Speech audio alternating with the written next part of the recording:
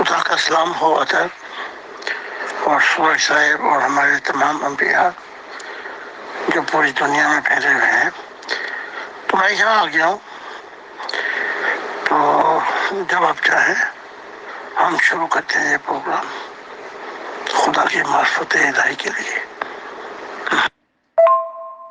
جناب مسیح الزمانہ اللہ کے دل آج کے دور کے نئے آدم حضرت زاہد خان علیہ السلام، حضور آپ پر خدا کی سلامتی جی. ہم آپ کو آج کے اس پروگرام میں ہمارے سچے لمحات پروگرام کے چیٹ گروپ میں خوش آمدید کہتے ہیں، آپ کا استقبال کرتے ہیں. ہمارا ہماری ایڈمنٹین اور پیغمبر خدا سورج خان صاحب. جی حضور بہت شکریہ جی. ہمارے ایک ممبر کا سوال ہے، یہ فرماتے ہیں زاہد خان صاحب سے سوال ہے کہ روحانیت میں کاملیت سے کیا مراد ہے؟ جیسے خدا کی ذات ایک کامل ذات ہے، کیا انسان بھی کسی روحانی معیار پہ کامل ہو سکتا ہے؟ اور اگر ایسا ممکن ہے تو وہ روحانی معیار کیا ہیں؟ خدا کی ذات تو ایک مقدمہ ہے اور انسان ایک نتیجہ ہے. تو خدا اپنی گواہی یوں دیتا ہے کہ میرے علم کا کوئی احاطہ ناممکن ہے جبکہ میں چاہوں. تو ایک یہ کہ جو خالق اور ایک وہ جو نتیجہ ہے، دونوں کو برابر نہیں کر سکتے آپ. اب دوسرے یہ کہ روحانیت کی ابتدا تو ہے لیکن اس کا اختتام کوئی نہیں ہے کہ یہ وہاں پہ جا کے کامل ہو جائے گی. لہذا یہ دنیا کی حقیقت، آخرت میں روحانی کی ترقی، ان کی منزلیں انگنت ہیں. ہاں یہ ہے کہ خدا کی ذات خود کہہ دے کہ تو نے میری محبت میں تیرا نفس جو ہے وہ آرام پا گیا، لیکن کاملیت روحانیت میں اس کی کوئی حد نہیں ہے. جی حضور بہت شکریہ جی. ہمارے ایک اور ممبر کا سوال ہے، یہ فرماتے ہیں محترم زاہد خان صاحب سے سوال ہے کہ پاکستان کے متعدد شہروں میں آئے دن مذہب کے نام پر عیسائیوں کے گھر اور عبادت گاہیں جلا دیے جاتے ہیں. ایسا صرف پاکستان میں ہی کیوں ہوتا ہے جب یہ انتہا پسند عیسائیوں کے ممالک میں جا کر رہتے ہیں، نوکریاں کرتے ہیں، پیسہ کماتے ہیں، ان کی عورتوں سے بچے پیدا کرتے ہیں، ان کی جمہوریت کا ہر سطح سے استعمال اور فائدہ اٹھاتے ہوئے قرضے لے کر اور اپنا منہ کالا کر کے بھاگ جاتے ہیں، تو بھی وہ عیسائی ممالک یا ان کے لوگ تو ان مسلمانوں کے ساتھ پھر بھی ایسا سلوک نہیں کرتے؟ پاکستان کے مسلمانوں کے اندر ہی اس قدر شدت سے انتہا پسندی کی اصل وجہ کیا ہے؟ میں یہ سمجھتا ہوں کہ یہ جو پاکستان کے مسلمان ہیں یہ انسان کہلانے کے بھی لائق نہیں، یہ آدمیت سے بھی نیچے گرے ہوئے ہیں، بلکہ جانور ان سے بہتر ہیں، کیونکہ یہی پسماندہ جاہلیت ہے. کیونکہ ان کے جو آباء و اجداد تھے، ہم محمد صاحب کا دور دیکھتے ہیں یا خلفاء کا دور دیکھتے ہیں، تو جو وہ وعدہ کرتے تھے وفا کرتے تھے. تو یہ تو مسلمان کہلانے کے بھی لائق نہیں ہے. ان میں جو اتنی شدت ہے اس کی کچھ وجوہات ہو سکتی ہیں. ایک تو یہ لاشعوری، آدمیوں سے نیچے جانوروں کی زندگی، جانور ان سے اوپر ہے. دوسرے اتنے فرقے ہیں اس پاکستان کے اندر جو مانیٹری کر کے بتائے گئے ہیں کہ 400 فرقے ہیں. ہر فرقہ ایک سے ایک ظالم، اور ان پہ کہا تھا یہ محمد عربی نے کہ یہ آسمان کے نیچے بدترین ترین مخلوق ہوں گے، ان کے علماء بھی ایک ہی ہے۔ اس کے لیے طریقہ کار یہ ہے، جب یہ کانسٹیٹیوشن بنا تھا، محمد علی جناح نے یہ جو قانون بنایا تھا، اس میں ایک یہ تھا کہ religion has nothing to do with the affair of democracy process and for the government، کہ مذہب کا کوئی تعلق بھی نہیں ہے جمہوریت کے ساتھ۔ ان کا یہ ذاتی معاملہ تو ہو سکتا ہے، تو اسی کانسٹیٹیوشن میں لکھا تھا وقت کے ساتھ ساتھ پاکستان میں چاہے وہ ہندو ہوں، سکھ ہوں، مسلمان ہوں، عیسائی ہوں، ان کے سب کے حقوق برابر ہوں گے۔ وقت کے ساتھ نہ وہ ہندو نہیں رہیں گے، مسلمان نہیں رہیں گے۔ یہ ان کے بانی کا کانسٹیٹیوشن ہے۔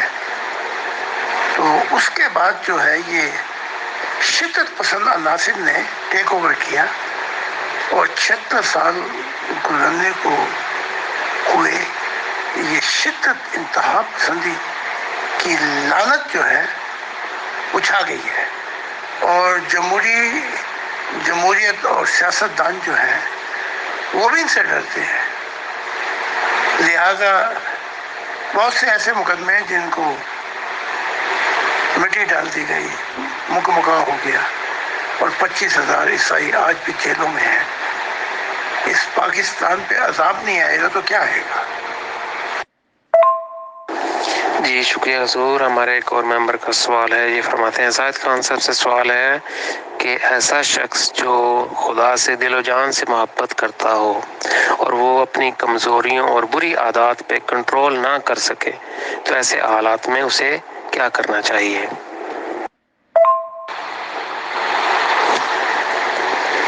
ایسی صورت میں خدا سے مدد مانگنی چاہیے مخلص ہو کر۔ یہ ناممکن ہے کہ ایک شخص خدا سے محبت کرے اور خدا جیسا نہ ہو سکے۔ یعنی کہ میں یہ بھی کہوں کہ میں تیرا فرما بردار ہوں، میرا جیون تیری محبت اور وفا میں قربان ہے، اور پھر میں نافرمان بھی ہوں، وفا بھی نہ کروں اور محبت سے دور۔ یہ کیسی محبت؟ محبت تو اپنے نتائج صرف انسانی کائنات میں نہیں بلکہ اور دوسرے جہانوں میں بھی لہریں بن کے پہنچ جاتے ہیں۔ تو یہ ناممکن ہے کہ میں فرما بردار بھی ہوں تیری محبت میں، وفا بھی کرتا ہوں، لیکن پیار بھی ٹوٹ کے کرتا ہوں، لیکن نافرمان رہوں گا، وفا بھی نہیں کروں گا۔ یہ دو چیزیں ہیں جو اس میں تضاد آ جاتا ہے۔ اس لیے مخلص ہو کر خدا سے سچے دل سے توبہ کر کے ایک نئی زندگی کا آغاز شروع کرنا چاہیے، تاکہ فرما بردار بھی ہو، وفا بھی ہو، اور محبت اس کے دل میں، روح میں اثر کر گئی۔ جی حضور بہت شکریہ جی۔ ہمارے ایک ممبر فرماتے ہیں جناب زاہد خان صاحب، میرا آپ سے سوال ہے کہ موت کیا ہے؟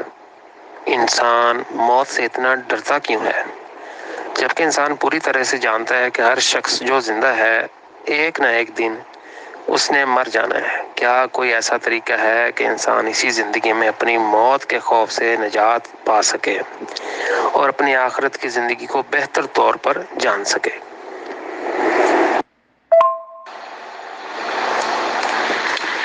یہ جو موت سے ڈر ہے، اس کی وجہ یہ ہے کہ یہ انسانی مخلوق خدا کی آواز نہیں سنتی۔ خدا کہتا ہے ہم نے موت پہلے رکھی اور زندگی بعد میں شروع کی۔ تو اصل جو زندگی ہے وہ موت کے بعد شروع ہوتی ہے۔ جو ہمیشہ رہے گی۔ اس کے اندر مضمون یہ ہے کہ جو انسان یہ جو زندگی ہے اس میں خدا کے ساتھ اپنا معرفت کا سفر مکمل کرے تو اسی زندگی کے اندر وہ موت پہ چھا جاتا ہے۔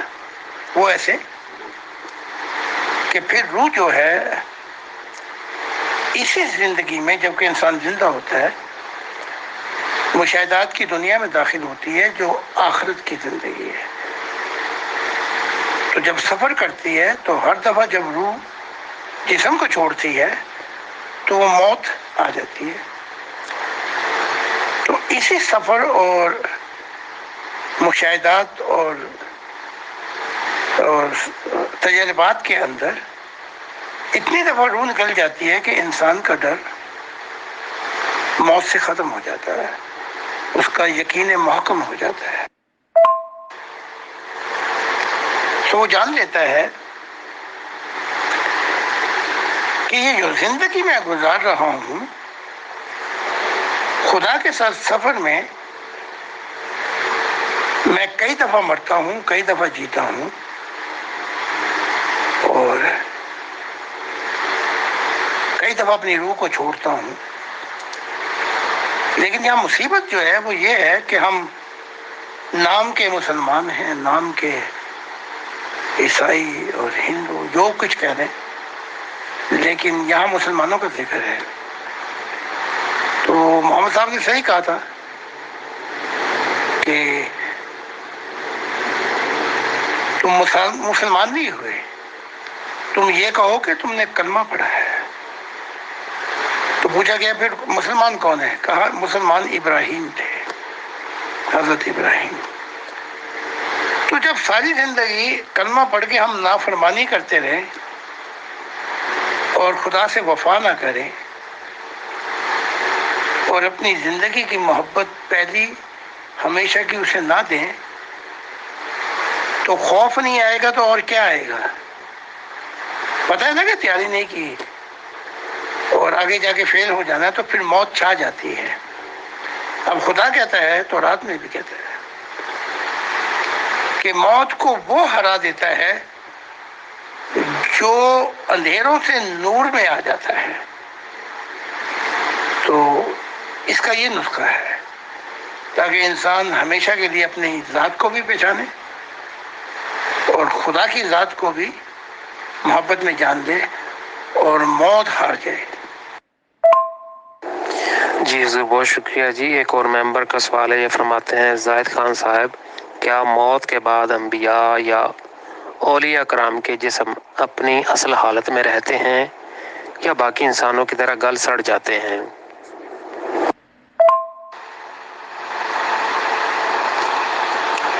خدا نے کائنات میں اصول رکھے ہیں، ظاہری چیزوں کو ظاہری اصولوں سے پرکھا جاتا ہے، روحانی اصولوں کو روحانیت کے پیمانے پہ پرکھا جاتا ہے۔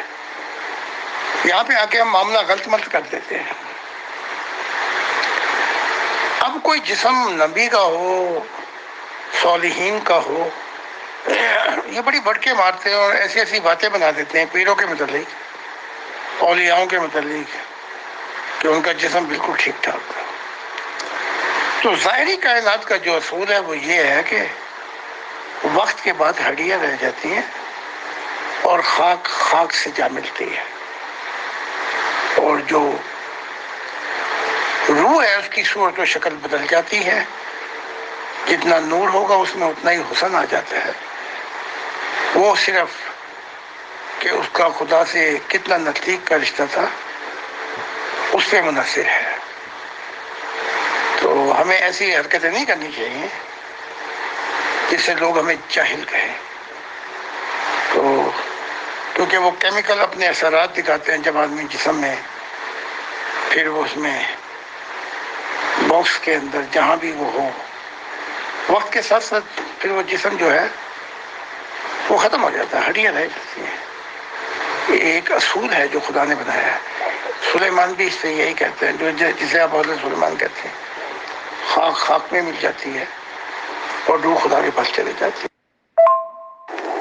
جی حضور بہت شکریہ جی۔ ہمارے ایک اور ممبر فرماتے ہیں، زاہد خان صاحب میں آپ کی تعلیمات میں بڑی دلچسپی رکھتا ہوں اور اکثر پڑھتے پڑھتے میری آنکھوں سے بے انتہا آنسو برس پڑتے ہیں اور اپنی اور بنی ہوئی انسان کی حالت پہ بہت افسوس ہوتا ہے۔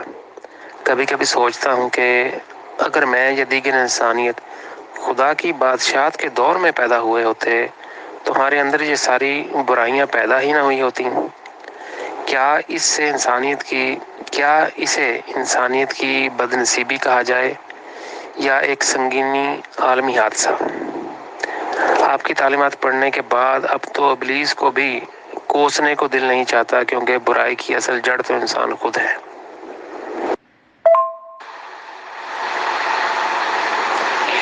میں اسے دوسری نگاہ سے دیکھتا ہوں کہ ہم ایسے دور میں پیدا ہوئے کہ ہم معمار بن کے، یعنی کہ خدا کے مزدور بن کے خدا کے مددگار ہوئے، کیونکہ جو مسیح کے ساتھ زمانہ ہے وہ کبھی واپس نہیں آئے گا۔ خدا کی دنیا آ جائے گی اور انبیاء سے زمین بھر جائے گی، لیکن یہ زمانہ بہت مبارک ہے جو آپ دیکھ رہے ہیں، مسیح زمانہ کا۔ تو میں یہ سمجھتا ہوں کہ اگر میں خدا کی دنیا میں پیدا ہوتا تو بہت اچھا تھا، لیکن یہ کہ خدا نے مجھے چن لیا اپنے دل کے لیے، یہ اس سے بھی مبارک زمانہ ہے۔ تو جو لوگ خدا کے مددگار ہوں گے، خدا نے زیدینی کہا، یا محبت میں وہ خدا کے مددگار ہوں گے کہ خدا کی دنیا زمین پہ آ جائے، یہ لوگ جو ہوں گے وہ اولین ہوں گے خدا کی محبت میں۔ تو ہمیں یہ نہیں کہنا چاہیے کہ میں وہاں پیدا ہوتا اور خدا کی دنیا میں اور مفت کی روٹیاں کھاتا میں۔ تو ہمیں جس حالت میں خدا نے رکھا ہے اس سے انتہائی فائدہ اٹھانا چاہیے اس صورتحال سے۔ جی حضور بہت شکریہ جی۔ پاکستان سے ہماری ایک خاتون ممبر سوال کرتی ہیں، یہ فرماتی ہیں، حضرت زاہد خان صاحب میں اکثر بہت ساری چیزیں بھول جاتی ہوں، یہ ہماری خاندانی بیماری ہے؟ کبھی کبھی اس بیماری کو چھپانے کے لیے اپنے خاوند اور بچوں سے جھوٹ بھی بولنا پڑتا ہے۔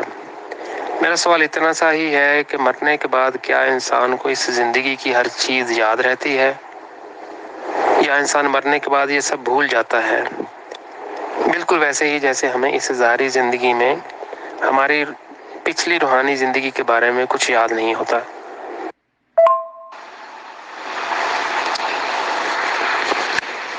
اس ظاہری زندگی میں اکثر اوقات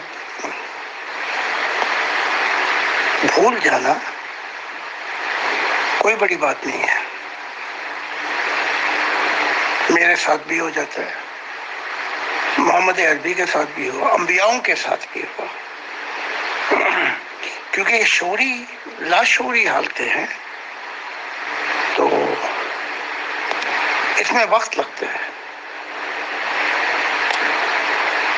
لیکن جب ہم اس زمین پر آئے تو روح کی دنیا کی جو شعوری حالتیں تھیں وہ ہم بھول گئے، لیکن جب یہ سفر کرتا ہے خدا کی طرف وفا کے ساتھ، محبت کے ساتھ، اس کے ارادوں کو جاننے کی کوشش کرتا ہے، تو ایک ہی ضرب میں وہ ساری یادیں تازہ ہو جاتی ہیں جو وقت ہم نے روح کی دنیا میں گزارا تھا۔ اسی طرح جب ہم موت کے بعد آخرت کی زندگی میں داخل ہوتے ہیں تو جو اس دنیا کے اندر جو زندگی گزاری ہم نے، اسے ایک کہتے ہیں لاشعور خانہ، سب کانشیس۔ اس میں وہ ریکارڈنگ ہوتی رہتی ہے، چاہے ہم زمین پہ بھول ہی جائیں۔ تو پھر موت کے بعد وہ چپ جو ہے اس کو شعور میں لایا جاتا ہے، یعنی کہ کانشسنس میں لایا جاتا ہے، تو پھر وہ ساری یادداشتیں پھر تازہ ہو جاتی ہیں۔ تو اس میں تھوڑا سا گیپ ہے، جیسے آپ گاڑی چلا رہے ہیں تو ریڈ لائٹ آئی، اس کے بعد پھر گرین، سفر پھر شروع ہو جاتا ہے۔ تو کوئی چیز اس لاشعوری خانے سے ضائع نہیں ہوتی، نہ پہلے کی زندگی نہ اب کی زندگی۔ تو اگر آپ بہت سی چیزیں، کافی چیزیں بھول بھی جائیں، جھوٹ بولنے کی کیا ضرورت ہے؟ میں جب بھول جاتا ہوں تو میں اقرار کرتا ہوں میں بھول گیا، تو یہ بیماری نہیں ہے، کیونکہ صوفی ایسی حالتوں میں ہوتے تھے یا انبیاء بہت دور نکل جاتے تھے شعوری حالتوں میں، تو دنیا کی جو حالتیں ہیں اس کو بھول جاتے تھے، یاد نہیں رہتا تھا۔ اب جب میں آخرت میں صبر کر کے یہاں آتا ہوں تو بعض اوقات کہ میرا نام کیا ہے، میں کہاں پہ ہوں، کون سے ملک میں ہوں، میری آئیڈینٹی کیا ہے، شخصیت کیا ہے، اس کے لیے جب روح آتی ہے جسم میں تو کوئی 15 منٹ لگ جاتے ہیں پھر اس زمینی زندگی کو ایڈاپٹ کرنے میں۔ تو آپ کو ایسا نہیں سوچنا چاہیے، اور جو یہ سفر ہوتا رہے گا چیزیں آپ کے لیے شعور میں آتی رہیں گی۔ جی سر، بہت شکریہ جی۔ پاکستان سے ہمارے ایک ممبر کا سوال یہ فرماتے ہیں، زاہد خان صاحب، اسکول میں میرا ایک کلاس میٹ تھا، نام نہیں لے سکتا لیکن آج کے دور کا کافی مشہور شخص ہے، بچپن میں کرکٹ وغیرہ بھی ایک ساتھ کھیلتے تھے، میٹرک سے پہلے اچانک وہ غائب ہو گیا۔ کئی سال بعد اسے ہجڑوں کی ایک بستی میں عورت کے لباس میں ناچ گانا کرتے دیکھا۔ اس نے ایک وقت تک بہت پیسہ کمایا، پھر کئی سال کے بعد، اور آج وہ چہرے پر داڑھی رکھ کر ایک عالم دین بنا پھرتا ہے۔ مجھے سمجھ نہیں آ رہی کہ اس سوال کو کیسے پوچھوں۔ کیا یہ ممکن ہے کہ کسی شخص میں ایک ہی وقت میں مرد اور عورت دونوں کی صفات و خیالات موجود ہوں؟ اور کیا ایسے لوگوں کو برائی کی دنیا کا حصہ سمجھا جائے یا اچھائی کی؟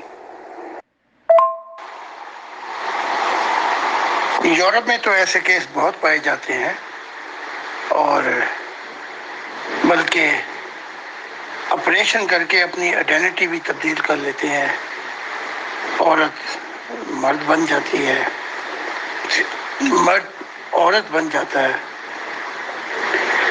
لیکن جب یہ روح کی دنیا میں پہنچتے ہیں تو عورت عورت رہتی ہے، مرد مرد رہتا ہے۔ ہاں، اگر نور ہے تو بہت سے روپ دے دیے جاتے ہیں، لیکن جو شخص بھی خدا کی جو مخلوقات ہے اس میں تبدیلی کرے گا، اس کے لیے خسارہ اور نقصان ہے، کیونکہ خدا کہتا ہے میں نے جس مخلوق کو جیسے بنایا وہ اس کے لیے بہتر ہے۔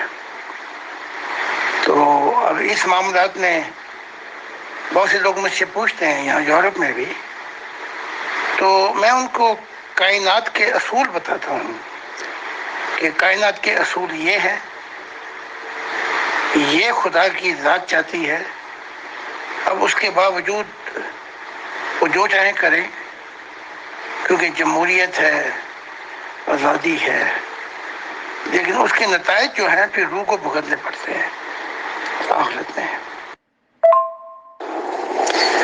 ہاں جی حضور، بہت شکریہ جی۔ ہمارے ایک ممبر کا سوال ہے، یہ فرماتے ہیں، خان صاحب آپ نے حال ہی میں سنا ہوگا کہ چائنا نے چاند پر ایک راکٹ بھیج کر ایک دھماکہ کیا ہے اور دنیا کو دکھایا ہے کہ اس دنیا کے ساتھ ساتھ چائنا چاند پر بھی اپنی طاقت رکھتا ہے۔ یہ اپنی تاریخ کا بہت بڑا دھماکہ تھا. کہا جاتا ہے کہ اب تو چاند ستارے بھی انسان کے شر سے محفوظ نہیں رہے. آپ خدا کے نبی ہیں. ان حالات میں آپ انسانیت کا مستقبل کیا دیکھتے ہیں؟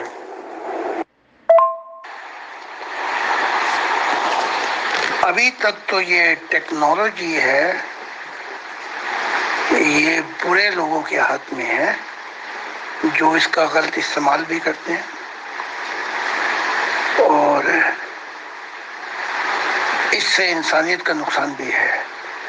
مثال کے طور پہ اس چاند کی بات تو چھوڑ دیں، اتنی اٹامک پاورز اس دنیا میں ہیں، بلکہ ایسے بھی ہیں جن کو کھانے کے دانے نہیں اور اماں چلی بنانے، جس میں پاکستان بھی ہے اٹامک پاور.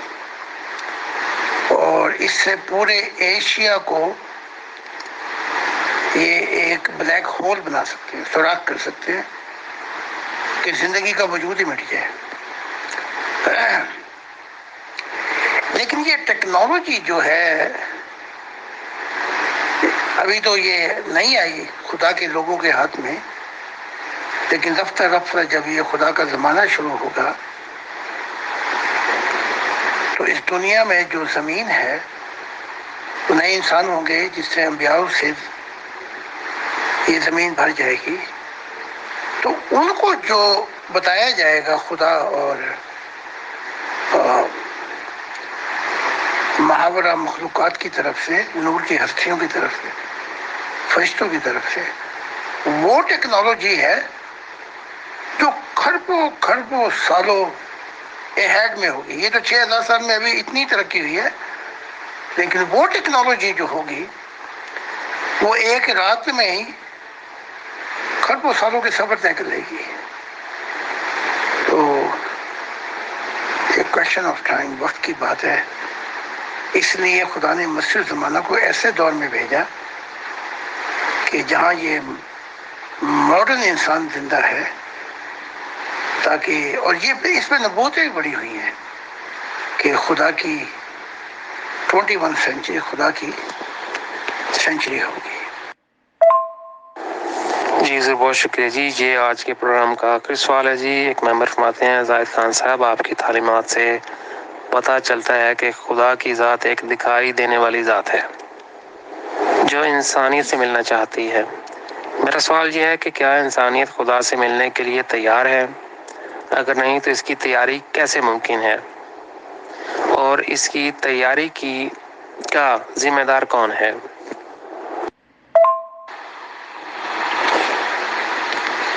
ان کی کتابوں سے بھی پتہ لگتا ہے کہ وہ دکھائی دینے والی ذات ہے، لیکن یہ مذہب والے باغی ہیں، چھپا گئے.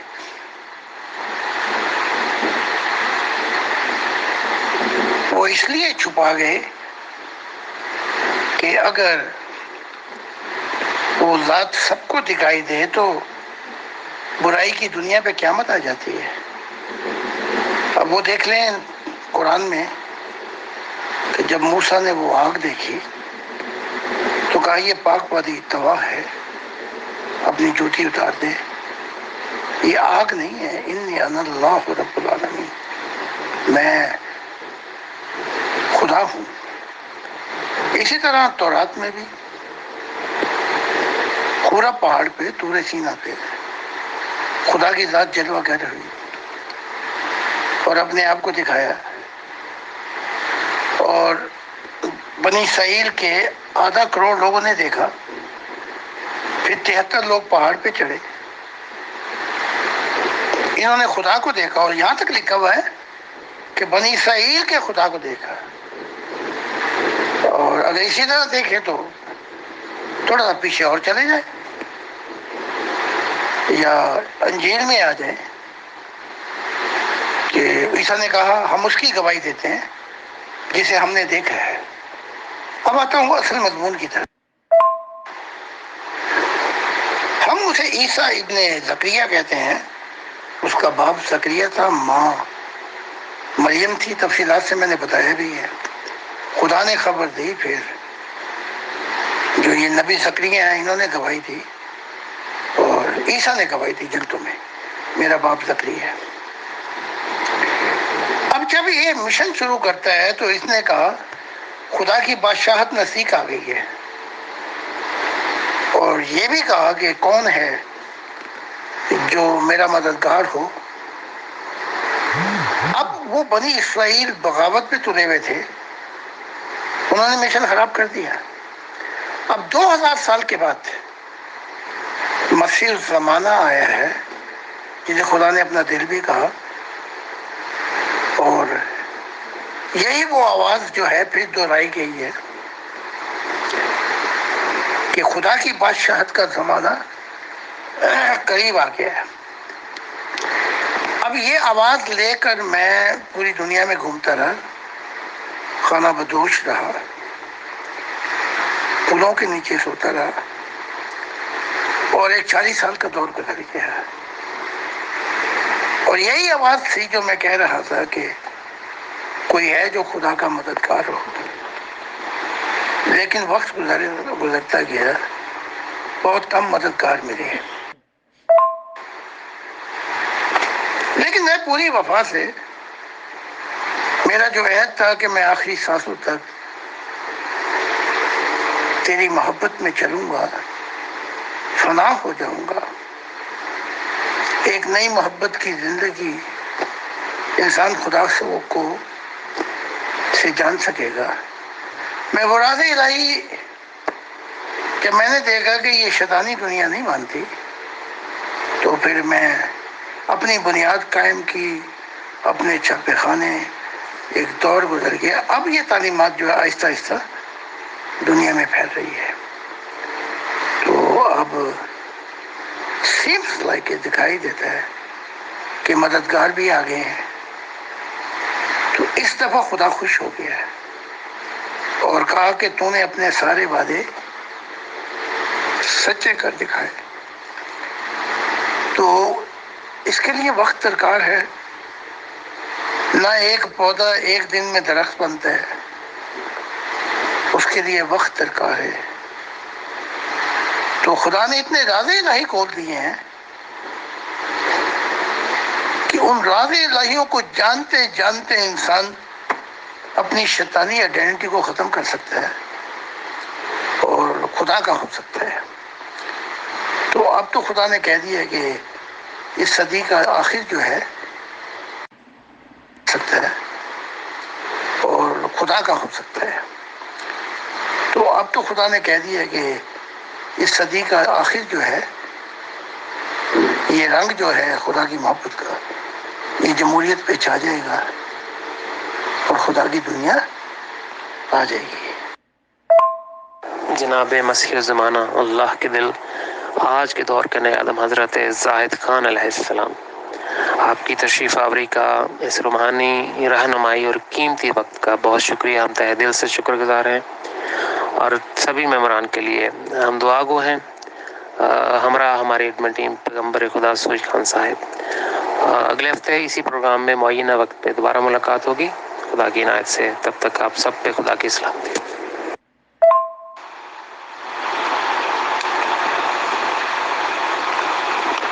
ہمارے نبی عطر صاحب، سوئی صاحب اور جتنے بھی انبیاء ہیں جہاں بھی ہیں، میرا ان کو سلام ہو، اور جو اہل دل ہیں جو پوچھ رہے ہیں، ان کے دل میں بھی جو تڑپ ہے اور پیار کی موجیں